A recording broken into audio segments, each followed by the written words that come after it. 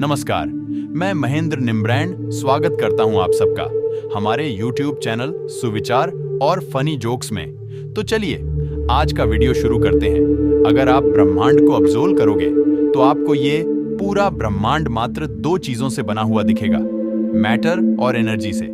लेकिन क्या आप जानते हो, असल में कुछ ऐसा है ही नहीं। क्वांटम फिजिक्स ये कहता है कि ब्रह्मांड, मैटर और एनर्जी इन दो अलग अलग फील्ड में नहीं बटे हुए हैं, बल्कि ब्रह्मांड में मौजूद सब कुछ एनर्जी है। एटम किससे बना हुआ है? जब वैज्ञानिकों ने देखा तो ये पता चला कि न्यूट्रॉन, प्रोटॉन और इलेक्ट्रॉन से बना हुआ है। फिर जब यह देखा गया कि इलेक्ट्रॉन किससे बने हुए हैं तो पता चला क्वार्क्स से बने हुए हैं। और जब यह देखा गया कि क्वार्क्स किससे बने हुए हैं, तब यह पाया गया कि एटमस का फंडामेंटल पार्ट मैटर नहीं बल्कि एक एनर्जी वॉर्टेक्स है, एक पावरफुल इनविजिबल फील्ड है जिससे पूरा एटम बना हुआ है। इसके अलावा आइंस्टाइन ने अपने इस फार्मूले से प्रूफ कर दिया है कि मैटर एनर्जी में कन्वर्ट हो जाता है और एनर्जी मैटर में भी कन्वर्ट हो जाता है। यानी कि इन सभी बातों से यह साबित होता है कि सब कुछ एक ही चीज है, ओनली एनर्जी। ये पूरा ब्रह्मांड इलेक्ट्रिक है। हम जो आसपास चीजें देखते हैं वह सब कुछ एनर्जी है और लाइट का इल्यूजन है, यानी कि जो दुनिया आप देखते हो वो असली है ही नहीं। क्या आप इन सभी बातों का मतलब जानते हो? मतलब यही कि आप भी एक एनर्जी हो जो कि इस मटेरियल वर्ल्ड में मैटर का रूप लेके आए हो।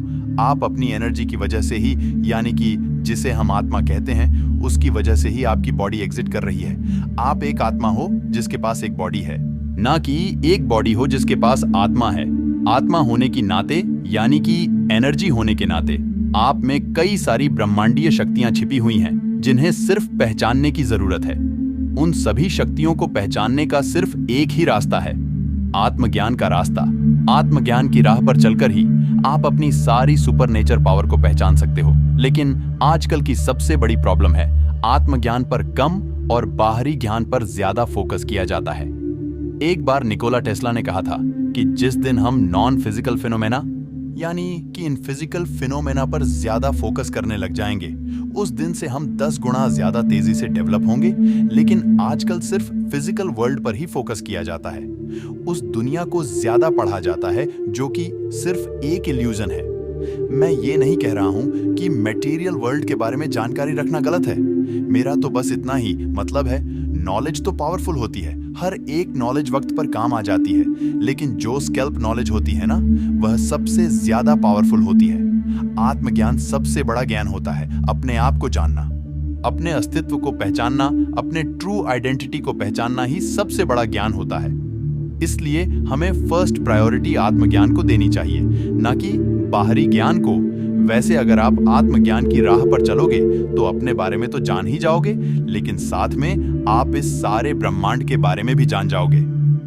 हर किसी का हायर सेल्फ होता है, यानी कि हर किसी का खुद का एक ऐसा रूप होता है जो इस ब्रह्मांड के बारे में सब कुछ जानता है, सारे कामों को करने की काबिलियत रखता है और अनगिनत सुपरनैचुरल पावर भी रखता है। आपके साथ कभी ना कभी ऐसा हुआ होगा कि जब आप किसी प्रॉब्लम में फंसे हुए रहते हो, या फिर आप मैथ का की क्वेश्चन सोल्व कर रहे होते हो जिसका जवाब आपको बिल्कुल भी मालूम नहीं होता, परंतु फिर भी आप उसे खुद से सॉल्व करने की जिद करते हो। तो फिर अचानक उस प्रॉब्लम का सॉल्यूशन आपके माइंड में आ जाता है। तो जो ये अचानक से सॉल्यूशन का पता चलता है ना, वो आपके हायर सेल्फ से पता चलता है। उस समय आपका हायर सेल्फ आपसे बात कर रहा होता है। आप मेडिटेशन के जरिए ही आपके हायर सेल्फ में कन्वर्ट हो सकते हो। जब आप इस मटेरियल वर्ल्ड में जन्म लेकर आए थे, तब उस समय आप एक प्योर एनर्जी थे। आपको कुछ भी करना नहीं आता था और न ही आपके पास किसी तरह की जानकारियां उपलब्ध थीं। बाद में आपको सोसाइटी और स्कूल्स ने प्रोग्राम कर दिया कि आप ऐसे हो, ये काम ऐसे करो, और साथ ही आपकी लिमिट भी सेट कर दी गई, जिसकी वजह से आप कुछ सीमित दायरे तक ही सोचते हो। अगर आपने अभी तक अपनी लिमिट सेट कर रखी है तो उस लिमिट को तोड़ दीजिए, क्योंकि आप कुछ भी कर सकते हो। प्राचीन मिस्र की एक कहावत है कि all things possible, who you are is limited by who you think you are, यानी कि सब कुछ पॉसिबल है। आप कौन हो, क्या कर सकते हो, क्या नहीं कर सकते हो, ये सब कुछ आपकी सोच से निर्धारित होता है। आप एक एनर्जी हो और एनर्जी होने के नाते आप सुप्रीम पावर, यानी कि इस ब्रह्मांड से डायरेक्टली कनेक्टेड हो। आप जो भी सोचते हो वह थॉट आपके माइंड से फ्रीक्वेंसी के रूप में निकलता है और ब्रह्मांड के कोर तक पहुंचता है। फिर सारी कायनात आपके लिए उस थॉट को रियलिटी में बदलने लगती है। आप इतने ज्यादा पावरफुल हों कि जो चीज आप अपने दिमाग में सोच सकते हो उसे आप अपने सामने पिक्चराइज कर सकते हो। लेकिन जानते हो आजकल आपका हर एक थॉट मैनिफेस्ट क्यों नहीं होता? क्योंकि आप अभी लॉ स्टेट में हो, उस स्टेट में जहां आपका ब्रह्मांड के साथ कनेक्शन बिल्कुल भी अच्छा नहीं है। हमारा दिमाग हर एक वक्त अलग अलग स्टेट में रहता है, यानी कि हर वक्त अलग अलग फ्रीक्वेंसी छोड़ता है। जब हम गहरी नींद में होते हैं तो हमारे दिमाग से डेल्टा वेव निकलता है, यानी कि जब हम अनकॉन्शियस रहते हैं तो हमारे दिमाग से डेल्टा वेव निकलता है। जब हम किसी काम में बिजी होते हैं तो हमारे दिमाग से बीटा वेव निकल रहा होता है, यानी कि जब हमारा कॉन्शियसनेस माइंड एक्टिव रहता है तब हमारे दिमाग से बीटा वेव निकल रहा होता है। अल्फा और थीटा ब्रेन वेव आपके दिमाग से तब निकलता है जब आप अधिक रिलैक्स फील करते हो, जब आप फोकस कर रहे होते हो, जब आप मेडिटेशन करते हो। ये दो वेब सबकॉन्शियस माइंड से कनेक्टेड होते हैं, यानी कि जब आपका सबकॉन्शियस माइंड एक्टिव रहता है तब आपके माइंड से अल्फा और थीटा वेव निकल रहा होता है। यही दो ब्रेन वेव जब आपके माइंड से निकल रहे होते हैं तो तब आप ब्रह्मांड के साथ अच्छे से कनेक्टेड होते हो। उस समय आप जो भी सोचते हो वह सारी दुनिया को प्रभावित करती है और वह सोच रियलिटी में बदलने लगती है। पुराने जमाने में ऋषि मुनियों के बारे में यह कहा जाता था कि वे लोग दूसरों की कोई दिक्कत, कोई बीमारी उसके शरीर पर हाथ रखकर ठीक कर देते थे। ऐसा भी कहा जाता था कि एक बार यदि कोई ऋषि श्राप दे दे तो वह सच हो ही जाता था। आपको यह जानकर हैरानी होगी कि यह सब कुछ सच ही कहा जाता था। ऋषि मुनि ऐसा इसलिए कर पाते थे क्योंकि वह एक डीप मेडिटेटर होते थे। मेडिटेशन करते करते वे लोग अपनी उस ब्रह्म शक्ति के साथ कनेक्ट हो जाते थे जो कुछ भी कर सकती है। दूसरे शब्दों में बोलूं तो उनका ब्रेन थीटा ब्रेन वेव के हायर स्टेट में होता है, जिसकी वजह से उनका सोचा गया या फिर सोचकर कहा गया हर एक लफ्ज सच हो जाता था।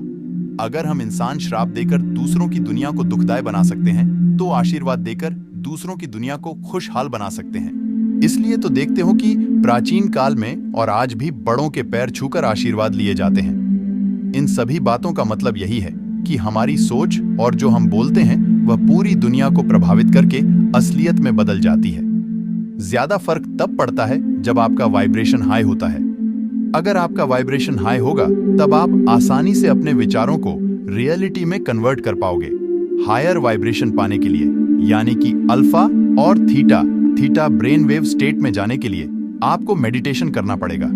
मेडिटेशन करके आपका वाइब्रेशन तो बढ़ेगा ही, लेकिन साथ में आपकी कॉन्शियसनेस पावर भी बढ़ने लगेगी, यानी कि आप जागरूक होने लगेंगे। ऐसा इसलिए होगा कि मेडिटेशन करने से आपका पायनियल ग्लैंड, जिसे हम तीसरी आंख भी कहते हैं, वह खुलने लगेगी। तीसरी आंख हमें सच्चाई को देखने की शक्ति देती है। बचपन से तो आपको झूठी बातों से प्रोग्राम किया गया, इसलिए जब आपकी तीसरी आंख ओपनिंग स्टेज में होगी तब आप काफी कंफ्यूजन वाले स्टेज में चले जाओगे। बहुत कुछ अजीब लगने लगेगा क्योंकि आपका सामना सच से होगा। अब अगर आप अभी भी मेडिटेशन और योगा कंटिन्यू करते रहते हो तब आप सुपर नेचर पावर पाने के लिए तैयार हो जाओगे। आपकी तीसरी आंख पूरी तरह से खुल जाएगी, जिसकी वजह से आप लोगों के मन की बात आसानी से पढ़ पाओगे। वो क्या झूठ बोल रहे हैं और क्या सच, यह आसानी से पकड़ पाओगे। तीसरी आंख खुलने के बाद दूसरी जो शक्ति आपको मिलेगी वह भविष्य देखने की शक्ति। सिर्फ भविष्य ही नहीं बल्कि आप किसी का पास्ट भी देख पाओगे, प्रेजेंट मोमेंट को समझ पाओगे, वो भी बिना पूछे ही।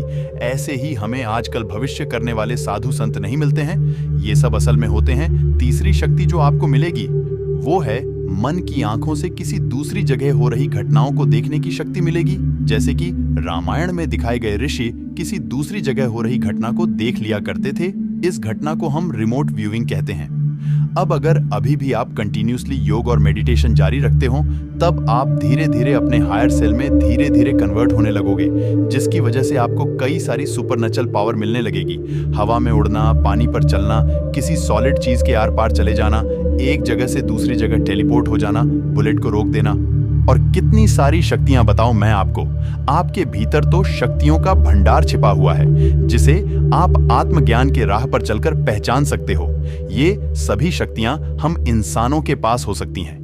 यह सुनकर आपको नामुमकिन सा लग रहा होगा, आपका मन ये कह रहा होगा कि इन सभी बातों पर विश्वास करना मुश्किल है।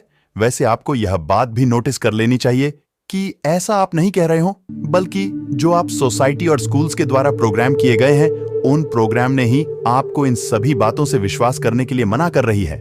स्वामी विवेकानंद को तो आप जानते ही हो, लेकिन क्या आप ये जानते हो कि वह अपनी बहुत सारी सुपरनैचुरल पावर्स को अनलॉक किए थे? शायद नहीं जानते होंगे, क्योंकि सिलेबस वाली पढ़ाई में यह थोड़ी पढ़ाया जाता है। इनके पास एक ऐसी शक्ति थी कि जिस किताब को ये एक बार पढ़ लेते थे उसे जीवन भर याद रखते थे, वो भी पेज नंबर के साथ। ये तो कुछ भी नहीं है। इसके अलावा वह किताब को अपने दोनों हाथों के बीच रखकर उसे बिना खोले ही पढ़ लेते थे। तानसेन, जो कि एक मैजिशियन और गायक भी थे, उनके पास एक ऐसी शक्ति थी, वह म्यूजिक बजाकर बुझे हुए दीपक को भी जला देते थे। इतना ही नहीं, वह गाना गाकर बारिश भी ला देते थे। भारत के एक साधु हुआ करते थे जिनका नाम था नागेंद्रनाथ माधुरी। आपको यह जानकर हैरानी होगी कि उनके पास उड़ने की शक्ति थी। दूसरे धर्म में भी कई सारे ऐसे साधु थे, और वो भी कई सारी तादाद में थे जिनके पास उड़ने की शक्ति थी। दूसरे धर्म में भी कई सारे ऐसे साधु थे, और वो भी कई सारी तादाद में थे जिनके पास उठने की शक्ति थी। आज भी होते हैं, पर इन सभी चीजों पर अब कौन विश्वास करता है? क्या आप जानते हो, पहले की दुनिया ही असली दुनिया थी। जो बातें पढ़ाई जाती थीं, साधुओं के बारे में जो कहा जाता था, सब कुछ सच ही कहा जाता था। उस वक्त लोग साधु की बातों पर बिना शक के विश्वास किया करते थे। बाद में जब करेंसी सिस्टम आया, तब ढोंगी साधु के रूप में आकर लोगों के विश्वास के साथ खेलकर पैसे कमाने लगे। आने वाली न्यू जनरेशन को इसके बारे में अवेयर नहीं किया गया, जिसके कारण आजकल के ज्यादातर लोग अब साधुओं पर विश्वास ही नहीं करते। क्या आपको अभी भी शक हो रहा है कि हम इंसानों के पास सुपरनैचुरल पावर नहीं हो सकती? तो चलिए कुछ और बातें मैं आपको बताता हूँ। आपने कभी ना कभी ऐसा सुना ही होगा कि जब किसी इंसान पर बिजली गिरी है तो उनके पास सुपरनैचुरल पावर आ गई है। जैसे कि ऑस्ट्रेलिया के फोटोग्राफर ब्रायन स्किनर को ही ले लीजिए। इनके ऊपर जब बिजली गिरी थी तो इनके पास कई सारी सुपरनैचुरल पावर आ गई थी। उन्हें सुपर हीरो मोटर्स की स्ट्रेंथ मिल गई थी। लोगों के मन की बात भी पढ़ लेते थे। वो वह चीज देख और समझ पाते थे जो आम इंसान नहीं कर पाता। यानी कि आप कह सकते हो कि उनकी तीसरी आंख भी एक्टिवेट हो गई थी। साथ ही उनका हियरिंग सेंस इतना बढ़ गया था कि वह बहुत दूर की आवाज भी सुन पाते थे। ऐसे कई सारे लोगों पर बिजली गिरी है, जिसके बाद कोई किसी काम में एक्सपर्ट बन गया तो किसी की खोई हुई आंखों की रोशनी वापस आ गई। तो सवाल यह है कि बिजली गिरने के बाद किसी किसी इंसान के पास शक्तियां कैसे आ जाती हैं? वैसे आप यह तो जानते ही होंगे कि कोई चीज जब काम करना बंद कर देती है तो उसे झटका देने पर कभी कभी वह ठीक भी हो जाती है। सेम हम इंसानों के साथ भी ऐसा होता है। हमारे पास कई सारी शक्तियां छिपी हुई हैं। अभी हम लो स्टेट में हैं, जब हमें जोर का झटका लगता है तो तब हमारी पावर एक्टिवेट हो जाती है। अब आपका क्या कहना है, हमारे पास शक्तियां हो सकती हैं या नहीं? अगर आपको अभी भी ना लग रहा है तो आपको अपनी तीसरी आंख खोलकर खुद ही देखना और समझना होगा। वैसे हर चीज को साबित करने के लिए प्रूफ की जरूरत नहीं होती है। कुछ को फील किया जाता है, अपनी बुद्धि से समझा जाता है। आप एक काफी एडवांस मशीन हो। आपकी जो फीलिंग होती है एक तरह का सिग्नल होता है जो कि आपके ही ऑर्गन्स के द्वारा प्रोसीड की रहती है।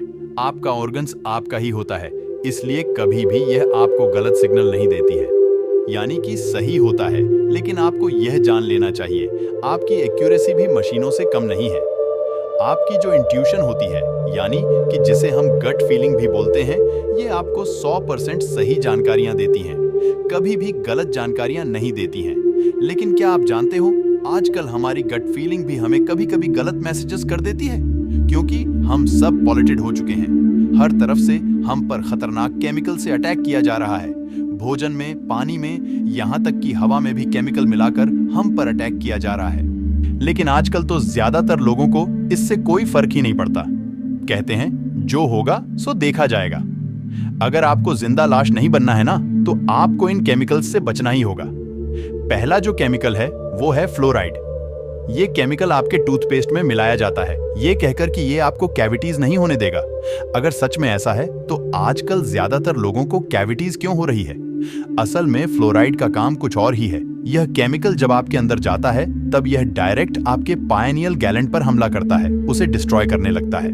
पायनियल गैलैंड आपकी बॉडी का खजाना है, इसे लूटने मत दो, वरना आप कहीं के नहीं रहोगे। आपकी सोचने समझने की शक्ति छीन जाएगी, आप कुछ भी नहीं कर पाओगे, जिंदा जॉम्बीज बन जाओगे। इसलिए अच्छा यही होगा कि आप अपनी तीसरी आंख को पोर्ट्रेट करके रखो।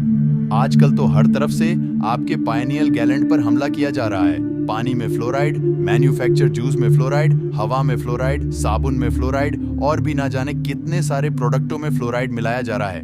कोई भी प्रोडक्ट यूज करने से पहले उसका बेस्ट मटेरियल आप जरूर देख लीजिए कि उसमें फ्लोराइड, क्लोरीन और स्पार्टन तो नहीं है। ये तीनों केमिकल आपके पायनियल ग्लैंड पर हमला करते हैं। आपको इनसे बचकर रहना ही पड़ेगा, नहीं तो एक और नुकसान आपको जो होगा कि आप सच्चाई को देख नहीं पाओगे, कौन झूठ बोल रहा है और कौन सच, यह नहीं पकड़ पाओगे। इससे होगा ये कि आप गलत लोगों का साथ भी दे दोगे, जैसे आजकल तो ये हो भी रहा है। और भी कई सारे केमिकल है, जैसे मैथास्ट है, जो कि यूज किए जा रहे हैं आपको सिर्फ लो स्टेट में रखने के लिए। फिलहाल इन सभी सुपर पावर से भी जरूरी बात यह है कि जो आपको जान लेनी चाहिए, फर्स्ट प्रायोरिटी आपको नॉलेज को ही देना होगा। ये बात मत भूलिए कि पहले आप सुपर नेचर पावर पाने के तरीके को देखते हैं, उसके बारे में जानकारी इकट्ठा करते हो, फिर उसे पाने की कोशिश में लग जाते हो। यानी कि फर्स्ट प्रायोरिटी आपको नॉलेज को ही देना होगा। आपके अंदर जो क्यूरियोसिटी है उसे मरने नहीं देना है। ज्ञान से ही आप कई सारी शक्तियां प्राप्त कर सकते हो, हर एक काम में एक्सपर्ट बन सकते हो, अपनी समझ बढ़ा सकते हो, चालाक और बुद्धिमान बन सकते हो। इसलिए हर एक जगह पर फर्स्ट प्रायोरिटी आपको नॉलेज को ही देना चाहिए।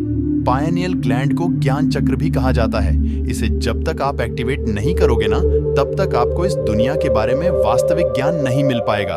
तो आज के लिए बस इतना ही। अगर आपको ये वीडियो अच्छा लगा हो तो इस वीडियो को ज्यादा से ज्यादा लाइक शेयर कर दें, ताकि YouTube इस वीडियो को आगे पहुंचा सके। साथ ही ऐसी और वीडियो देखने के लिए हमारे YouTube चैनल सुविचार और फनी जॉक्स को सब्सक्राइब जरूर कर लेना। धन्यवाद।